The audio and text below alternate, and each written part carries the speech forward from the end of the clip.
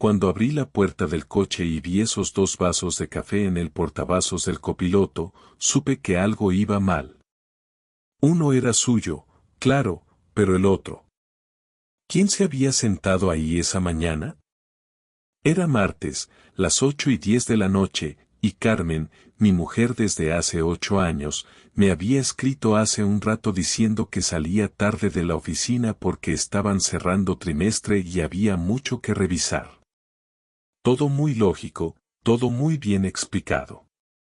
Hasta que subí a su coche para moverlo del vado, porque el mío estaba en el taller, y vi ese segundo café, aún con la tapa puesta, recién comprado, y un ticket arrugado en la guantera con 2 bollos de crema anotados. Uno no me habría importado. 2 me helaron la sangre. Me llamo Marcos, tengo 39 años, y si me hubieras preguntado hace 2 semanas, habría dicho que mi matrimonio estaba bien. No perfecto, pero bien. Teníamos rutinas, teníamos respeto, teníamos cenas de viernes en el mismo restaurante de siempre y alguna escapada a la playa cuando cuadraba. Carmen es contable en una asesoría de Valencia, trabajadora, lista, más guapa de lo que debería permitirse, y hasta ese día, juraría que me quería. O al menos me aguantaba, que para estos tiempos ya es mucho. Ese martes, mientras movía su coche unos metros más adelante, algo en mi cabeza hizo clic. No fue celos. Fue lógica. Ella me había dicho que comió en la oficina. Sin embargo, esos cafés eran de una cafetería a 15 minutos andando de su trabajo. No tenía sentido. Miré la hora del ticket, 14:17. Justo cuando se supone que estaba revisando balances con su jefe. En ese momento decidí que necesitaba saber más. No podía quedarme con la duda. No podía fingir que no lo había visto. Esa noche no dije nada. Me limité a observarla.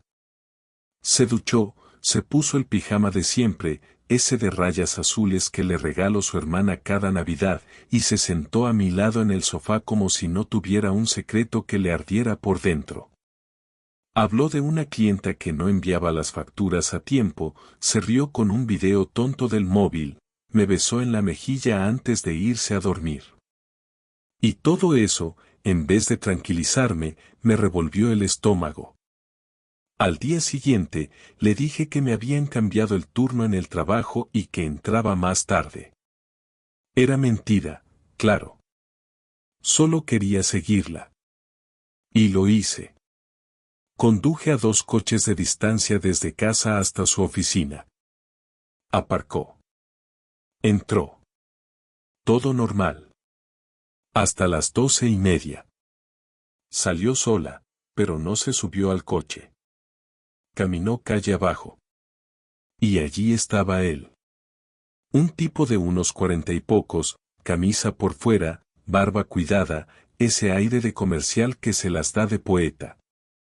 Se saludaron con 2 besos, pero no eran los de un compañero de trabajo. Y cuando él le acarició la espalda mientras entraban en el local, entendí que el otro café no era un error. Era un ritual. Uno que no incluía a su marido. El plan era claro, observar, reunir pruebas, no precipitarme. Ese día, cuando vi cómo se despedían frente a la cafetería con un abrazo demasiado largo y una sonrisa que no me dedicaba a mí desde hace meses, supe que tenía que tragarme las ganas de estallar. Me metí de nuevo en el coche, bajé la cabeza, respiré hondo y empecé a escribir mentalmente todo lo que iba a necesitar para no parecer un loco cuando le pusiera los hechos en la cara. No iba a discutir sin pruebas, no iba a gritar como un idiota despechado.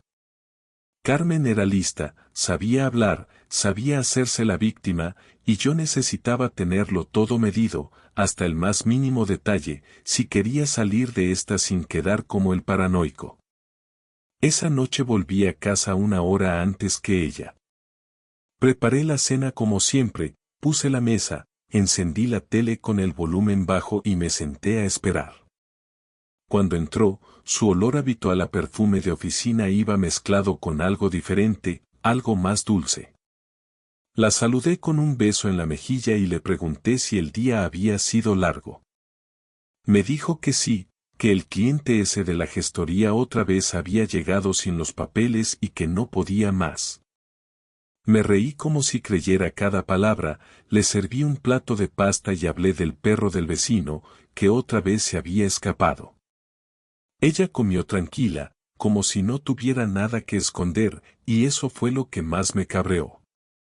¿Y Laura? Pregunté, haciendo como que me acordaba de su amiga. ¿No habías quedado con ella ayer? Sí, pero al final se le complicó el día y no pudo, contestó sin mirarme mucho. Vaya, qué raro, dije, fingiendo indiferencia mientras me servía más vino. Pensaba que ayer había salido con ella. No, al final fui sola a tomar algo. Quería despejarme un poco, respondió, esta vez mirándome. La miré también, como si nada. No era momento de entrar al detalle, no aún. Sabía que estaba mintiendo. Sabía que ese algo que tomó no fue sola. Sabía que si la apretaba ahí, me iba a salir con alguna historia medio creíble, una excusa improvisada que acabaría llevándonos a una discusión sin sentido donde acabaría pidiéndome que confiara en ella. Así que decidí seguir el juego un poco más. Pasaron 3 días y ella repitió el mismo patrón. Trabajos tarde, mensajes contestados a escondidas, salidas breves con ropa demasiado arreglada para una simple cerveza. Yo ya no dormía bien. Me despertaba con la mandíbula apretada, repasando mentalmente todo lo que había visto. Me levantaba antes que ella para revisar su bolso, su abrigo, su coche. Lo hacía con guantes para no dejar huellas, como si estuviera robando en mi propia casa. Un día encontré un recibo de hotel. No un hotel de lujo. Uno de esos que quedan cerca de la autovía, de paso, discretos. 1 hora y media registrada. No hay reunión de trabajo que dure solo 1 hora y media en un hotel de carretera. Lo guardé. Lo fotografié. Lo volví a colocar exactamente donde estaba. Era la pieza que faltaba. Al viernes siguiente, cuando volvió a decir que iba a quedarse hasta tarde para revisar las nóminas del trimestre, yo ya tenía decidido que iba a seguirla hasta el final. Me fui al trabajo, marqué mi entrada como siempre, y al rato pedí el día libre. Era la primera vez en 10 años que lo hacía sin motivo real, pero el jefe no puso pegas. Me pasé toda la mañana esperando en el coche, a 2 calles de su oficina. A las 12:15 salió. No iba sola. Era el mismo tipo. Mismo gesto, misma sonrisa falsa. Él abrió su coche, ella se subió, y yo lo seguí a buena distancia. Pararon en el hotel del recibo. Ella bajó la cabeza al entrar. Él la siguió, como si nada. Yo no entré. No necesitaba más. Grabé el video desde el coche. Guardé la ubicación. Hora, minuto, segundo. Todo registrado. La rabia ya no era furia caliente, era algo más denso, más frío. Ya no era solo el dolor de la traición. Era la claridad absoluta de que me estaban usando la cara de idiota cada noche. Que mientras yo planchaba sus blusas y cocinaba cenas, ella se acostaba con otro. Y después me hablaba del perro del vecino y se reía de mis bromas como si no tuviera la conciencia manchada. Esa noche no hubo cena. No quise fingir más. Me encerré en el despacho y escribí todo en un cuaderno. Fechas, horarios, lugares, nombres. Luego imprimí las fotos, hice copias del video, y lo guardé todo en una carpeta negra que dejé bien oculta en el fondo de la maleta de la casa de campo. Al día siguiente la confrontaría. No podía esperar más. La mañana siguiente amaneció con ese silencio incómodo que solo existe cuando uno de los dos ya sabe que todo está a punto de explotar.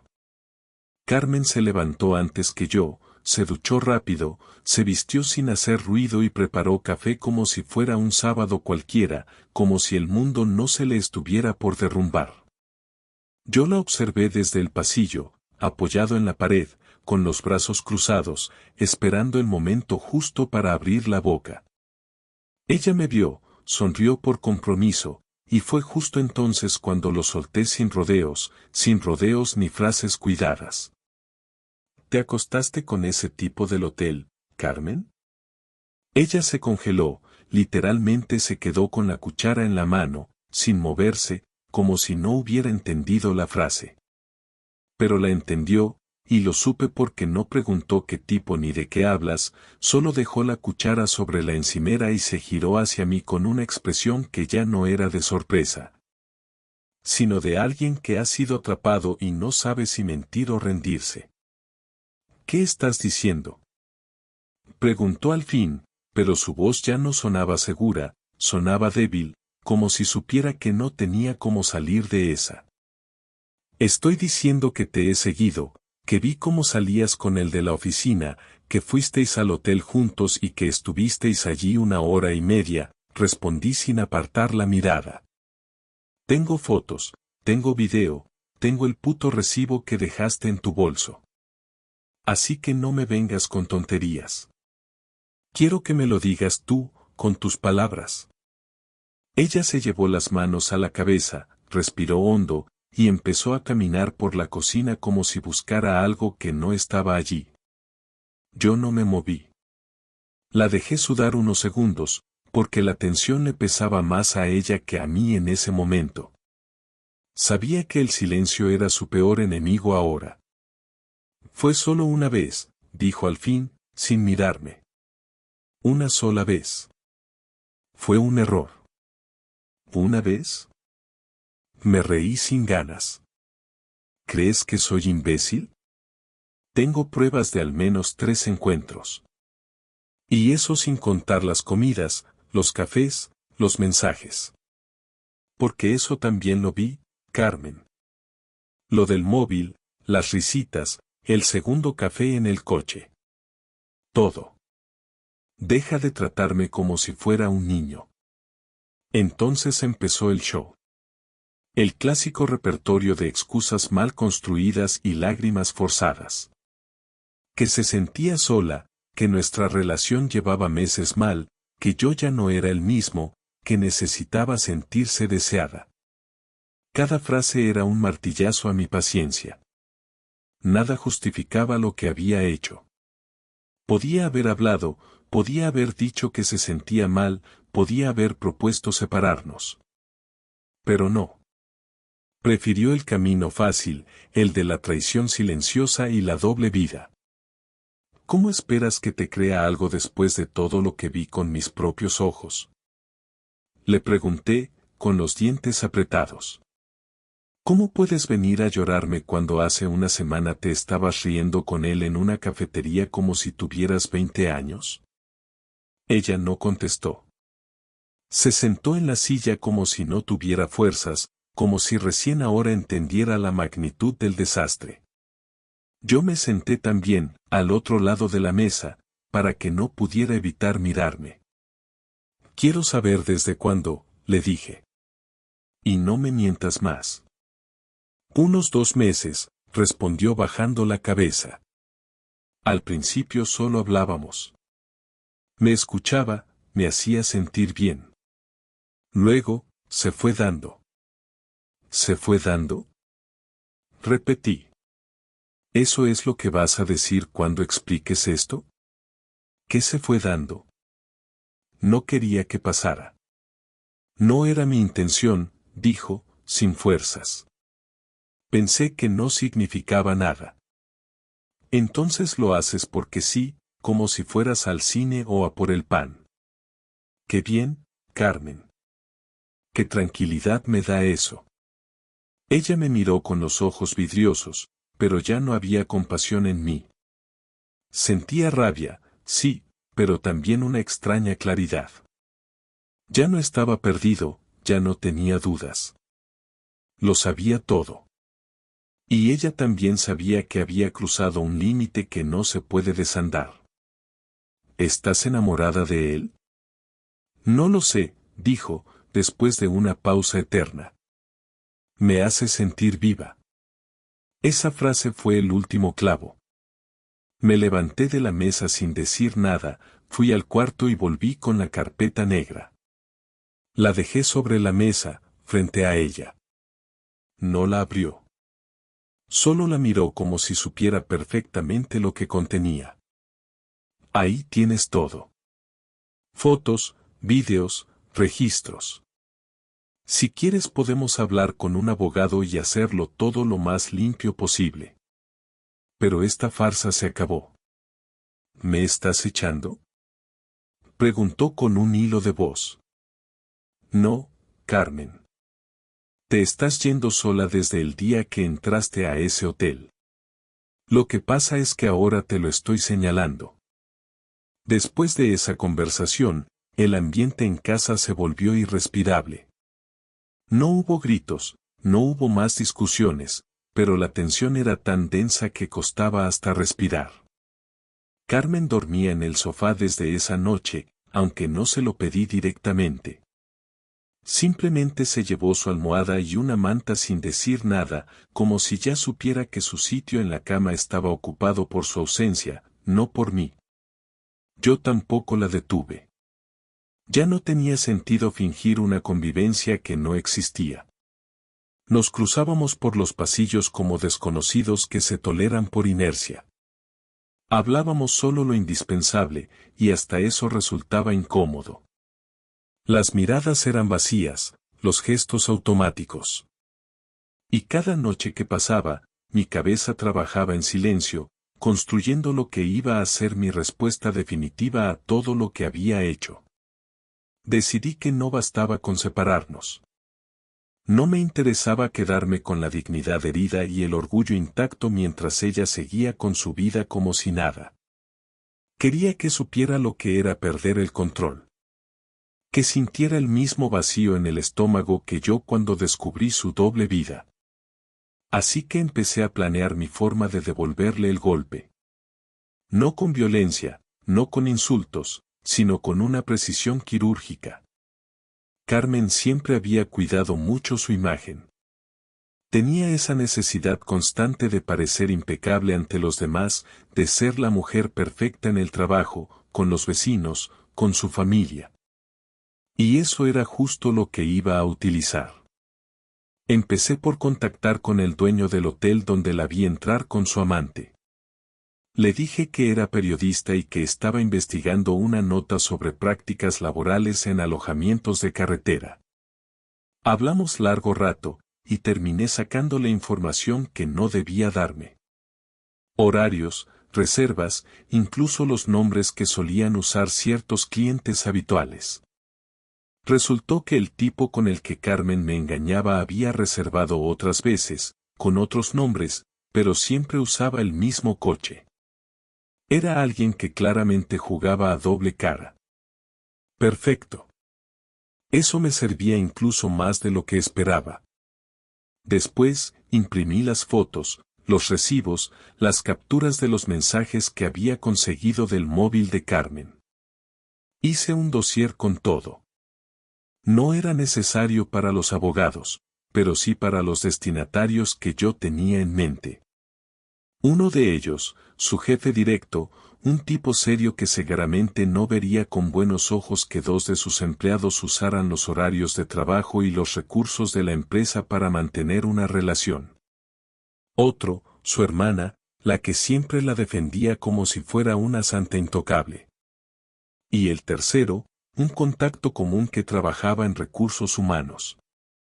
A cada uno le mandé una copia con una nota breve, para su conocimiento. Lo dejo en sus manos. No firmé nada. No hacía falta. Solo puse un correo de contacto anónimo por si querían más detalles. Con eso bastaba para sembrar el caos. La noche antes de que todo explotara, cenamos juntos. Fue la primera vez en días. Carmen me miraba como si quisiera decir algo, pero no se atrevía. Yo fingí normalidad. Le serví la comida, le pregunté por el trabajo. Ella contestó con frases cortas, sin levantar la vista. Y justo cuando terminé de lavar los platos, se atrevió a hablar. ¿Qué vas a hacer con todo esto?, preguntó en voz baja, sin agresividad. Ya lo estoy haciendo, le respondí, mirándola a los ojos. Y no te va a gustar. No dijo nada más. Se levantó y se fue al sofá sin mirar atrás. Yo me fui al dormitorio y dormí como no lo había hecho en semanas. A la mañana siguiente, las primeras respuestas empezaron a llegar. Su jefe le pidió hablar en privado. Ella salió del trabajo al mediodía con los ojos hinchados. Me escribió un mensaje que decía fuiste tú, pero no lo respondí. Su hermana me llamó 2 veces y después mandó un audio largo diciendo que no podía creer lo que había visto. Tampoco respondí. Ya no tenía nada que explicar. Esa misma tarde, cuando volvió a casa, me encontró en el salón viendo televisión. Apagó el televisor sin pedirme permiso, se quedó de pie frente a mí, con las manos temblando. ¿Qué has hecho, Marcos? Nada que no merecieras, contesté sin levantarme. ¿Estás contento? ¿Era eso lo que querías? ¿Destruirme? No. Quería que sintieras lo mismo que yo cuando me mentiste cada noche durante meses. Y creo que apenas estás empezando a entenderlo. Has arruinado mi vida. No. Tú la arruinaste. Yo solo te devolví el favor. Se quedó mirándome unos segundos más. No lloró. No gritó. No suplicó. Solo se dio la vuelta y subió a la habitación. No volvió a bajar en toda la noche. Al día siguiente, cuando desperté, ya se había ido. La casa estaba en silencio. No había señales de Carmen. Su coche no estaba. Su cepillo de dientes, su bata, el bolso negro que siempre colgaba del perchero junto a la puerta tampoco. Al principio pensé que solo se había ido a trabajar, aunque era sábado, pero después de revisar el armario y ver que faltaban varias prendas, supe que se había ido en serio. No dejó una nota, ni un mensaje, ni una llamada. Solo desapareció. No me sorprendió. Después de lo que pasó, después de lo que envié, no le quedaban muchas opciones. Había sido suspendida del trabajo, su familia la miraba distinto y el tipo con el que me engañaba dejó de escribirle. Lo sé porque me llegó un mensaje accidental de él, buscando aclarar si yo era el marido. No respondí. No tenía sentido. Ya todo estaba cayendo por su propio peso. Pasaron 3 días antes de que volviera a contactarme. Lo hizo por mensaje. Me dijo que necesitábamos hablar. Le dije que podía venir a casa el jueves por la tarde. Aceptó sin discutir. Llegó puntual, como siempre hacía cuando las cosas aún funcionaban entre nosotros. Entró sin mirar alrededor, como si ya no reconociera el lugar.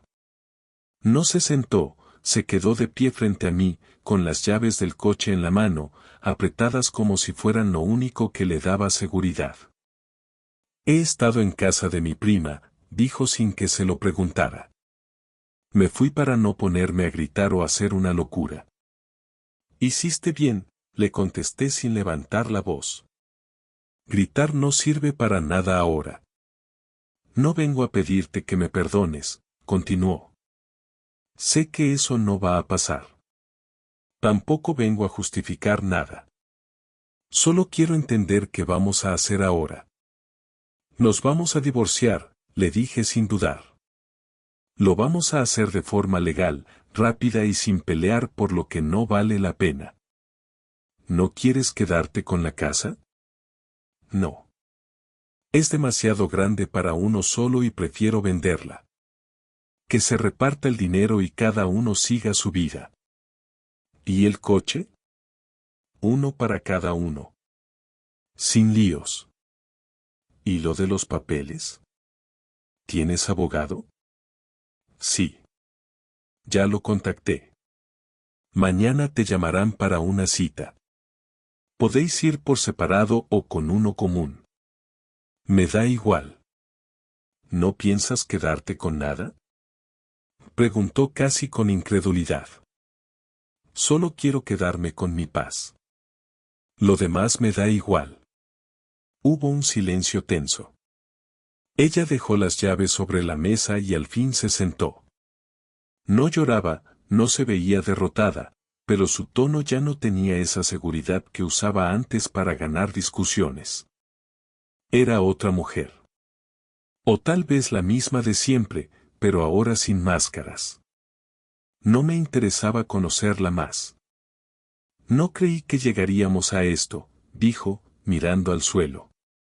Pensé que lo podríamos arreglar. Que era una crisis, una etapa.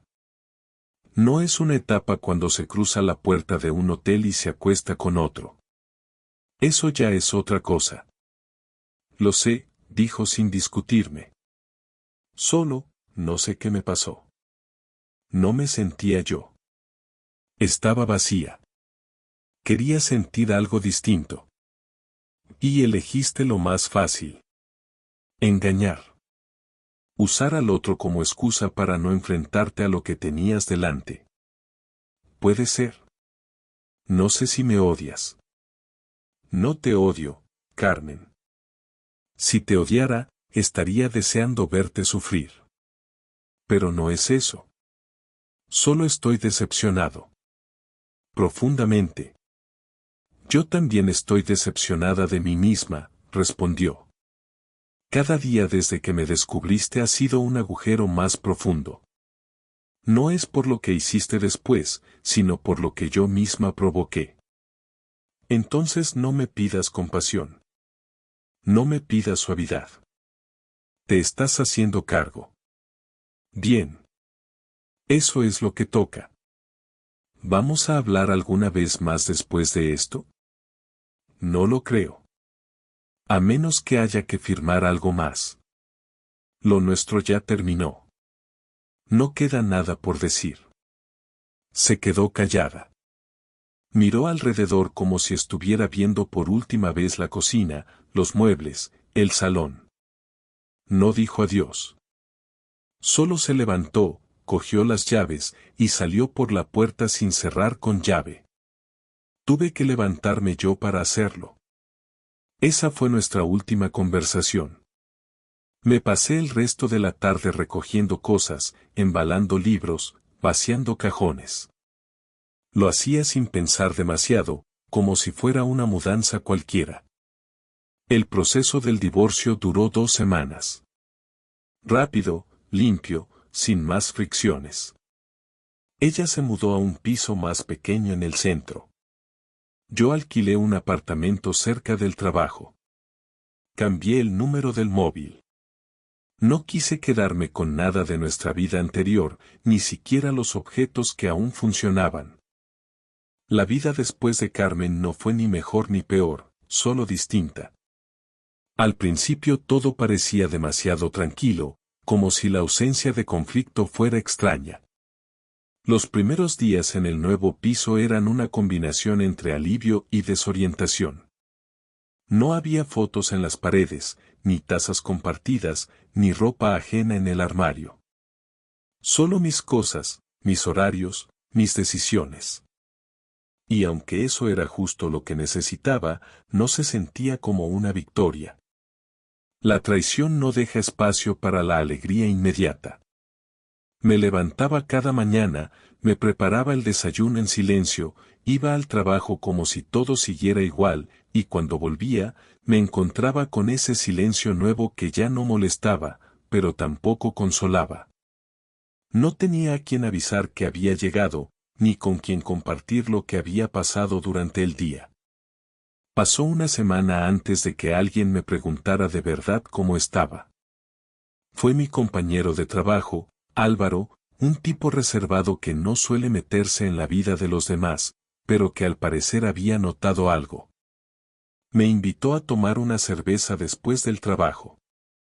Al principio pensé en inventar una excusa, pero luego me di cuenta de que no tenía nada que ocultar ni a quien proteger. Fuimos a un bar cerca de la oficina, y en cuanto me preguntó qué había pasado con Carmen, le conté todo sin rodeos. No para desahogarme, sino porque necesitaba oír mi propia historia desde fuera, sin filtros. No pareces destrozado, me dijo después de escucharme con atención. Porque ya lo estuve, le respondí. Pero ahora solo intento seguir adelante. Lo que sentí ya no se puede explicar, y tampoco quiero volver a sentirlo. ¿Te arrepientes de haber hecho lo que hiciste con ella? No. Ella eligió su camino. Yo solo le mostré las consecuencias. No fue venganza. Fue ponerle un espejo delante. ¿Y ahora qué vas a hacer? Trabajar, dormir, comer. Lo mismo que todos. Pero sin mentiras. Esa conversación me sirvió más de lo que pensaba. No me devolvió nada, pero me hizo sentir que ya no tenía que esconder la vergüenza, ni justificar nada. Me habían traicionado, sí. Pero no me había convertido en una víctima permanente. Podía rehacer mi vida sin mirar hacia atrás cada 5 minutos. Un mes después me crucé con Carmen por casualidad en la calle. No fue una escena dramática. Nos miramos, nos saludamos con un gesto leve, y seguimos caminando. Estaba sola, sin ese tipo, sin maquillaje, con una expresión cansada. No me detuve a hablar. No tenía nada nuevo que decirle. No sentí odio, ni tristeza, ni esa necesidad de preguntar por qué una vez más. Solo una certeza, ya no me importaba. Esa fue la verdadera señal de que estaba empezando a sanar. Con el tiempo, empecé a hacer cosas que había dejado de lado durante el matrimonio. Volví al gimnasio, retomé contacto con un par de amigos que Carmen detestaba, y empecé a salir de casa sin tener que dar explicaciones. Fui al cine solo, viajé un fin de semana a Málaga, sin plan, sin avisar a nadie. No era una vida emocionante, pero era mía. No tenía que compartirla con alguien que jugaba a dos caras. Un día, mientras organizaba unos papeles en casa, encontré una carta escrita a mano por Carmen. Estaba en una caja con documentos del divorcio. No tenía sobre ni fecha. Decía que lamentaba todo, que se sentía avergonzada, que había perdido más de lo que pensaba. También decía que no esperaba que la perdonara, solo quería que supiera que había entendido el daño que causó. La leí 2 veces. No me provocó rabia ni lástima. Solo la dejé de nuevo en la caja, porque ya no era relevante. No necesitaba su arrepentimiento. Yo ya había decidido no cargar con nada más. En ningún momento pensé en volver con ella. No había fantasías de reconciliación, ni espacio para segundas oportunidades. Lo que se rompió no fue solo la confianza, fue el respeto. Y cuando eso se va, no queda base para construir nada. Tampoco me volví un cínico del amor, pero sí alguien más atento, más cauteloso. Entendí que no importa cuánto tiempo lleves con una persona, si no hay honestidad constante, todo puede venirse abajo en cuestión de semanas. La última vez que escuché de Carmen fue a través de un conocido común. Me dijeron que había cambiado de trabajo, que ya no veía al tipo con el que me engañó y que se había mudado a otra ciudad. Me dio igual. No sentí necesidad de saber más. Esa etapa ya no era parte de mi presente. Ahora mi vida es simple, pero tranquila. Y después de todo lo que viví, eso es suficiente. No busco finales felices, solo estabilidad. Aprendí que la verdad, por dura que sea, es 1000 veces mejor que una mentira disfrazada de cariño. Y si algún día vuelvo a compartir mi vida con alguien, será solo si esa persona entiende lo que cuesta reconstruirse desde cero.